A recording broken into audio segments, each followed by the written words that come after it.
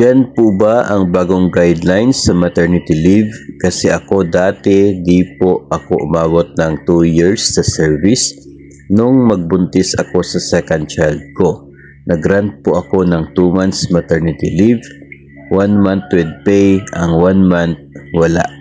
Actually, hindi na po siya bago na guidelines sa maternity leave. Yun pong eligible ka na with pay kahit po bago ka pa lamang sa serbisyo.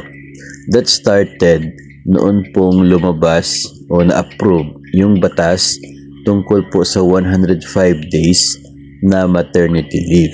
Dati po 2 months, 60 days, ngayon 105 days na ang maternity leave kapag nanganak ang isang empleyado.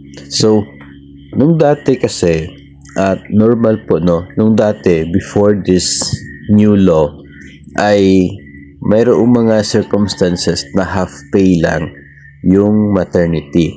So, sa 2 buwan na on leave, 1 buwan lamang yung may bayad, yung pangalawa ay wala. And then, pwede ka nang bumalik sa serbisyo while nasa without pay stage ng maternity leave. Sa ngayon, ay wala na pong ganon. Lagi na po na with pay yung maternity leave mo kung ikaw po ay nanganak. Kahit po 1 buwan ka pa lamang sa serbisyo o kaya ay kakapasok mo pa lamang tapos bigla kang nag-labor at nanganak, eligible ka na doon po sa maternity pay. With pay na yung maternity leave mo. And yun po yung maganda dito, kasi nga wala ka nang poproblemahin di kahit nasa leave ka kasi tatanggap ka pa rin po ng sahod. So yun po ay, as I said kanina, hindi naman po yan bago kasi I guess 2019 yung nagkaroon ng batas for that.